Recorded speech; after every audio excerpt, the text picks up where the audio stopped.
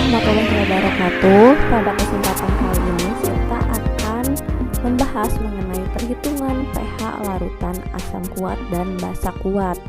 Seperti yang sudah kita ketahui sebelumnya, bahwa asam itu terdiri atas asam kuat dan asam lemah, sedangkan basa terdiri dari basa kuat dan basa lemah. Nah, pada perhitungan pH kali ini kita akan membahas pH larutan asam kuat dan basa kuat saja. Nah, yang lemah-lemahnya kapan? Di pertemuan selanjutnya. Sekarang kita akan membahas mengenai konsep pH dan pOH. Nah, yang pertama konsep pH. Telah dijelaskan pada teori asam basa Arrhenius bahwa pembawa sifat asam adalah H+ dalam larutan. Maka dari itu, Sorensen, seorang ahli kimia dari Denmark, mengusulkan konsep pH untuk menyatakan konsentrasi ion H+. Secara matematis, pH dinyatakan dengan min log konsentrasi H+. Dengan konsentrasi H+ itu adalah molaritas dari ion H+ dalam larutan. Nah, selanjutnya adalah konsep pOH. Analogi dengan pH, cara menyatakan konsentrasi H+, maka konsentrasi ion OH- dapat diketahui dengan cara yang sama, yaitu pOH, atau secara matematis yaitu min log konsentrasi OH-. Nah, tetapi meskipun konsentrasi OH- dapat dinyatakan dengan pOH, tingkat kebasaan lazimnya dinyatakan dengan pH. Jadi untuk jangan banyak besaran gitu. Jadi ada pH, ada pOH. Jadi kenapa nggak semuanya disatukan dalam pH untuk menyatakan tingkat kebasaan dan tingkat keasaman. Dimana kalau pH-nya lebih daripada 7 berarti bersifat basa, lebih kecil daripada 7 bersifat asam, dan pH sama dengan 7 berarti sifatnya netral. Nah, sini ya. Nah, sekarang kita akan membahas mengenai hubungan pKw, pH, dan pOH. Nah, semuanya berawal dari reaksi keseimbangan autoionisasi air. Nah, dalam jumlah yang kecil, ternyata air dapat terionisasi menjadi H+ dan OH-. Nah, tapi jumlahnya sangat-sangatlah kecil. Nah, reaksinya reaksi keseimbangan. Di mana kita tahu bahwa reaksi keseimbangan pasti memiliki konstanta keseimbangan. Nah, di mana dulu kita belajar bahwa Kc adalah konstanta keseimbangan konsentrasi, sedangkan Kp adalah konstanta keseimbangan tekanan gas. Nah, sekarang kita ada Kw atau konstanta keseimbangan air. W-nya berasal dari kata water. Nah, Kw sama dengan konsentrasi H+ dikali konsentrasi OH-. Kenapa H2O tidak dilibatkan? Karena H2O berfasa liquid.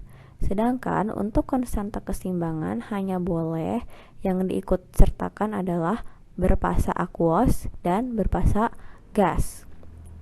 Selanjutnya, di mana jika kita min logaritmakan semua, di mana min log Kw sama dengan min log konsentrasi H+ ditambah min log konsentrasi OH-. Nah, terus kita ketahui bahwa min log Kw itu sama dengan pKw, dan min log konsentrasi H+ sama dengan pH, serta min log konsentrasi OH- adalah pOH. Nah, ada data lain bahwa pada suhu 25 derajat Celcius, konstanta keseimbangan air atau Kw itu nilainya sama dengan 10 pangkat min 14. Nah, kita substitusikan. Jadi, min log 10 pangkat min 14 sama dengan min log konsentrasi H+ ditambah min log konsentrasi OH-. Maka min log 10 pangkat min 14 sama dengan 14, maka 14 sama dengan pH plus pOH. Nah, di sini ya kita dapat rumus tersebut, di mana 14 sama dengan pH plus pOH. Maka pH sama dengan 14 dikurangi pOH. Nah, di sini pH sama dengan min log konsentrasi H+, sedangkan pOH sama dengan min log konsentrasi OH-. Nah, sekarang kita akan mencari konsentrasi H+ dari asam kuat. Nah, konsentrasi H+ sama dengan Ma dikali A, di mana Ma adalah konsentrasi asam kuat dan A adalah valensi asam atau banyaknya ion H+ atau atom hidrogen dalam senyawa asam.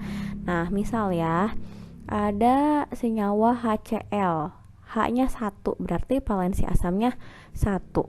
H2SO4, H2 berarti H plusnya atau hidrogennya ada 2, berarti valensi asamnya 2, begitu ya. Nah, lalu jika kita sudah dapat konsentrasi H+, kita dapat menentukan pH lewat pH sama dengan min log konsentrasi H+. Nah, lalu ini ada contoh soal. Contoh soalnya, tentukan pH larutan 0,005 molar H2SO4. Nah, diketahui Ma-nya atau mol asam H2SO4 adalah 0,005 molar atau sama dengan 5 kali 10 pangkat min 3 molar. Di mana valensi asamnya H2SO4, berarti valensinya 2. Kita jawab ya, maka konsentrasi H+ sama dengan Ma dikali A. Nah, Ma-nya 5 kali 10 pangkat min 3, A-nya atau valensi asamnya 2. Nah, berarti konsentrasi H+ sama dengan 10 pangkat min 2. Di situ dapat dihitung pH adalah min log konsentrasi H+ atau min log 10 pangkat min 2. Maka pH sama dengan 2. Nah, selanjutnya mencari konsentrasi OH- basa kuat, di mana konsentrasi OH- adalah Mb dikali B, dengan Mb adalah konsentrasi basa kuat dan B adalah valensi basa atau banyaknya ion OH- dalam senyawa basa. Contoh, kita punya NaOH, berarti valensinya sama dengan 1 karena NaOH. OH-nya ada 1. Beda lagi jika kita punya CaOH 2 kali, maka valensi basanya sama dengan 2 karena CaOH 2 kali, OH-nya ada 2. Nah, jika sudah menentukan konsentrasi OH-, kita dapat menentukan pOH, di mana pOH sama dengan min log konsentrasi OH-. Nah, jika sudah diketahui pOH-nya berapa, kita dapat menentukan pH larutan, di mana pH sama dengan 14 dikurangi pOH yang tadi.